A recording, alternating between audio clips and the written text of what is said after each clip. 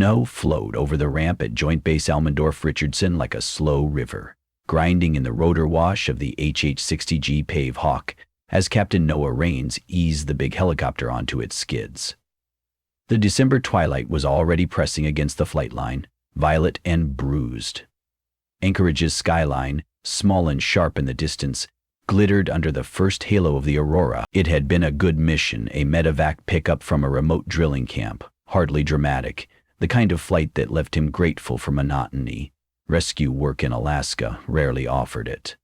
After shutdown, Noah walked across the ice-slicked tarmac toward the squadron hangar, his helmet still under his arm, trying to work the buzz of the turbine blades out of his bones. On impulse, he ducked into the comm shack, a cramped space that smelled of coffee grounds and half-burned circuit boards.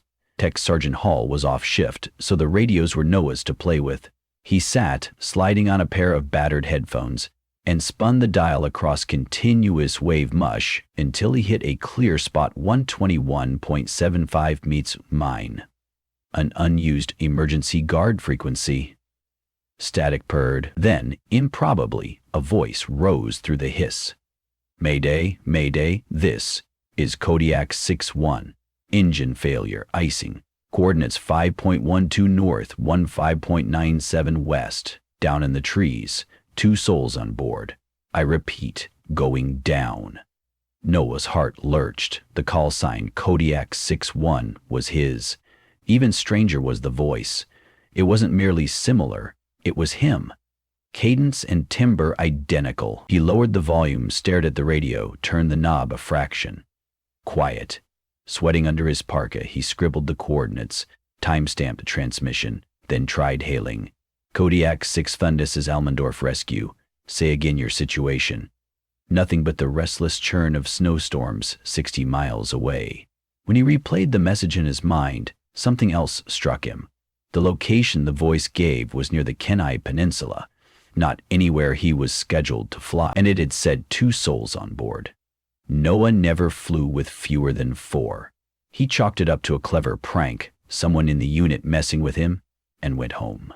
2 days later, while he sat in the squadron briefing room, a red light blinked on the ops board. A Cessna 2-8, bound for Homer, had disappeared off radar. Its last transponder ping matched the latitude and longitude of the phantom call. Noah felt cold claws trace his spine. The Pavehawk launched within 40 minutes. The weather was cooperative, flat, gray, and low-ceilinged but stable. Noah hovered over a spruce-choked valley powdered in fresh snow and spotted a shredded white wing wedged in a ravine.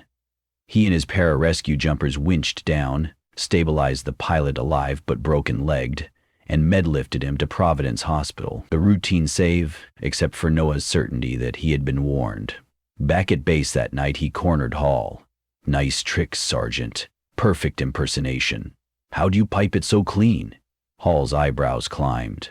"Sir, you lost me. We were dark that whole window. I was at home watching my kid's spelling bee." Noah said nothing more, but a fretful seed cracked open inside him.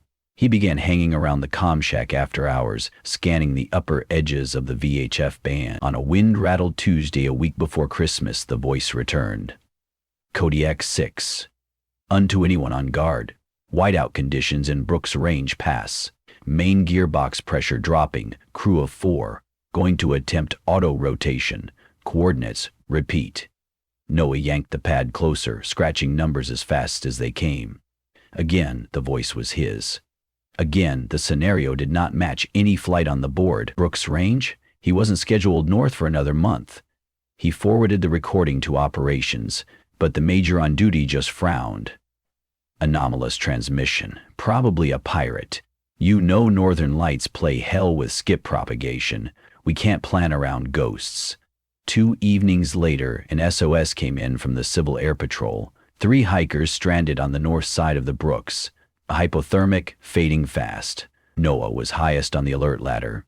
As the crew loaded snowshoes and hot packs, he tried to palm off the mission on Lieutenant Vasquez, but she was already airborne. Command wouldn't wait. "You're it, Raines," they radioed. "Fuel up and go." He sat in the cockpit, cupping the cyclic, hearing his doubles warning about the gearbox. They had inspected the gearbox that morning. The green arcs were solid. Still, as the Pavehawk thundered over the frozen Yukon flats, Noah changed course 10 miles east of the printed route, giving the range proper clearance. They picked up the hikers, new-lipped but alive, and returned without incident. Not until the helo cooled on the pad did the crew chief lift a dipstick and curse. "Sir, we're low 3 quarts on main gearbox oil, way below redline." If we'd hovered another 10 minutes, he didn't finish. Noah slept badly, pinned under a sense that someone, somewhere, was trying to save him. Or doom him. He wasn't sure which. New Year's Eve. Aurora curtains ripped across the sky like emerald fire. Noah had an overnight at his late father's cabin outside Talkeetna, a place to clear his head. The single-room shack had no electricity, only a diesel stove and a dusty transceiver his father, a ham operator, had wired to a car battery. Out of habit, Noah flicked it on. The set warmed with a comforting glow. He dialed through the upper registers and nearly dropped the handset when his voice poured out again, urgent, ragged. "Kodiak 6, Noah, listen. This is you. Flight 105, Anchorage to Nome, is going down in Cook Inlet, 9 February. Turbine disk rupture, explosive decompression. If you divert them, you trigger chain reaction, casualties multiply. This is the last time I can send. You need to understand we can't both exist." Silence roared. Noah's pulse battered behind his ribs. 9 February was 6 weeks away. Flight 15 was a commuter run carrying 40 souls on a Dash 8.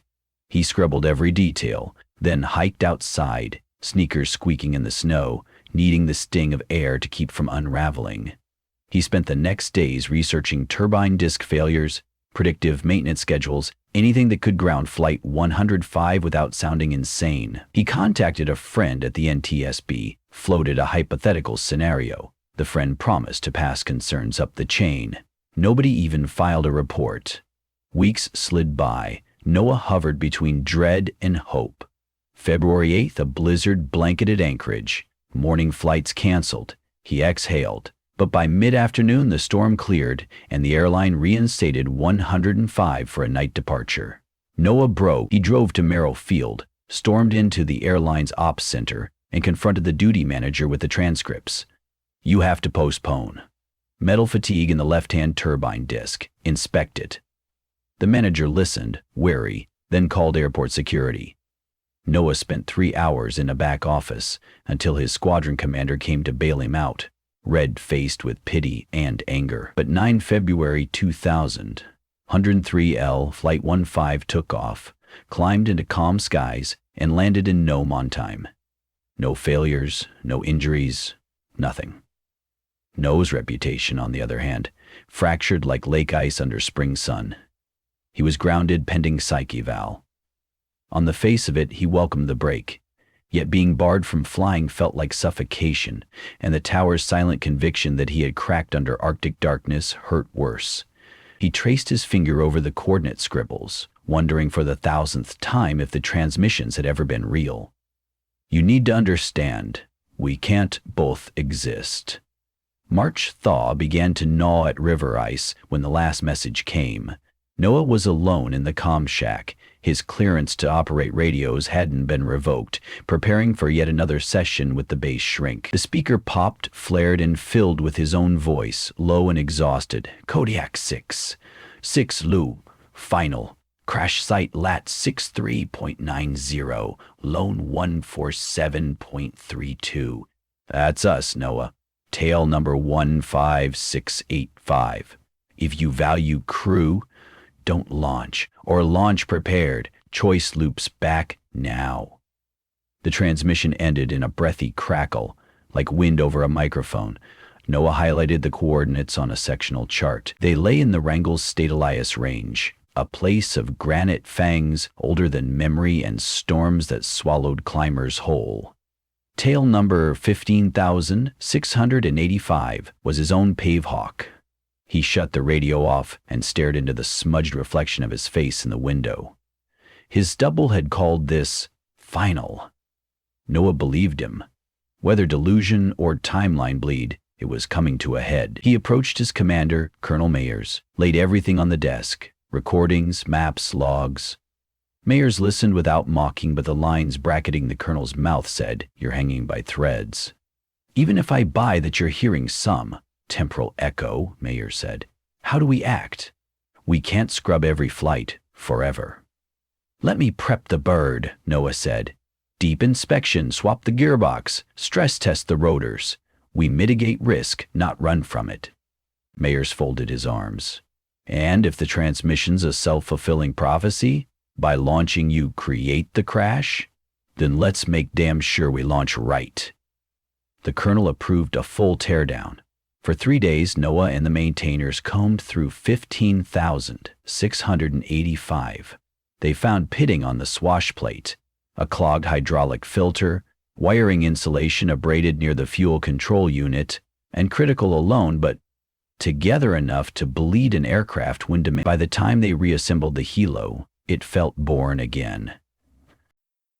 Meanwhile, spring hunters disappeared near Copper Glacier Sane Grid Square, as the courts say. Myers had no other aircraft immediately mission-ready. Decision made itself.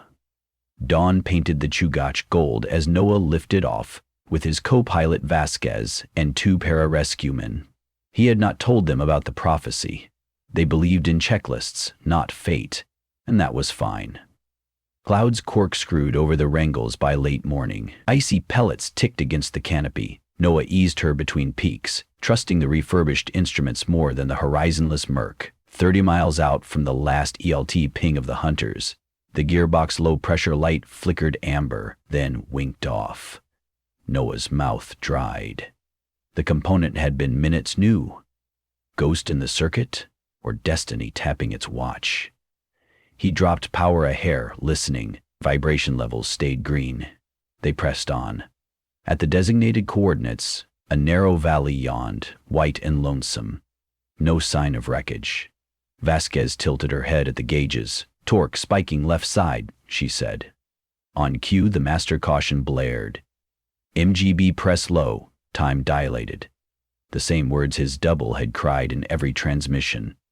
Noah leveled. "Prep 4, auto rotation," he ordered, voice even by force of will, but he remembered the checklist amendment he himself had written after the maintenance overhaul. "Bypass valve flush, auxiliary pump manual engage." He thumbed the guarded switch. Hydraulic whine climbed. The pressure needle bucked, then steadied in the yellow, not red.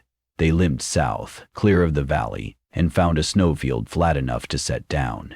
Skids kissed powder without drama. Engines spooled to idle. "Hell of a thing, Cap," Vasquez muttered, blowing breath out hard. "Another 2 minutes, we'd have been toaster crumbs on those rocks." Noah unstrapped, knees wobbling. The valley spread pristine and indifferent beyond the rotors. Whatever loop he'd stepped into, it had been bent enough for them to walk away.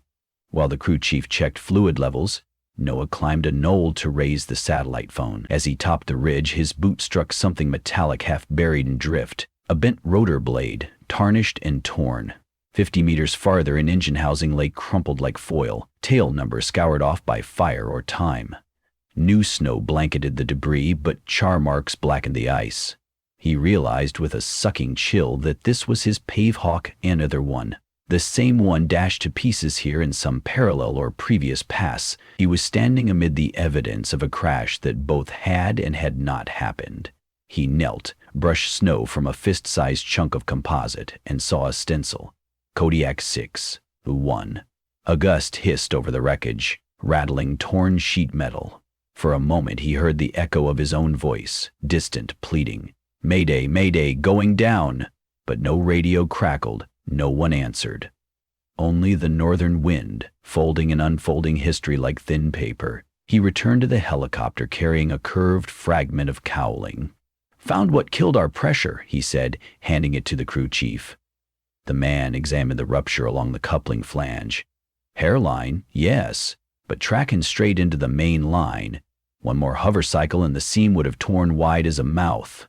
They patched, topped fluid, and ferried the stranded hunters out hours later, skimming under a lid of pewter cloud. Noah said little on the flight. His mind kept looping the same question.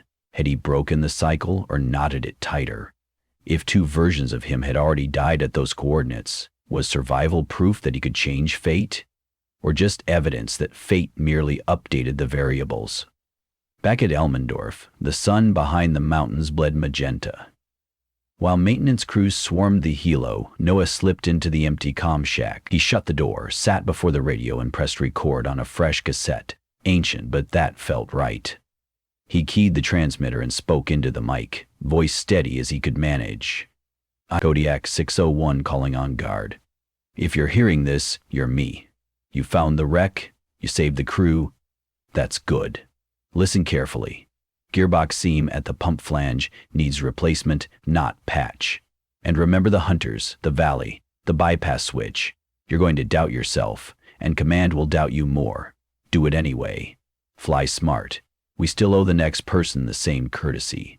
Over. He let go of the mic, heart hammering. The transmission bled into the ether, into whatever sliver of time might receive it. Perhaps it would reach the version of him who'd first heard a distress call in his own voice and thought it a prank. Perhaps it would reach 100 other Noahs in 100 jumbled presents. He would never know. He rewound the tape, unwilling to listen. The message wasn't for him. He labeled it simply Loop and slid it into a drawer. Outside, the aurora rippled, green curtains collapsing and reforming like breath. The world was wide, raw, unfinished. Somewhere ahead lay fresh alerts, coordinates, decisions, and maybe, if he'd earned it, the quiet space between catastrophes that most people called ordinary life. For now, that was enough. He clicked off the radio, stood, and left the shack to the hum of its sleeping circuits. The snow crunching under his boots as he walked toward the hangar lights, toward the helicopter that both had and hadn't died today, toward all the uncertain mornings still to fly.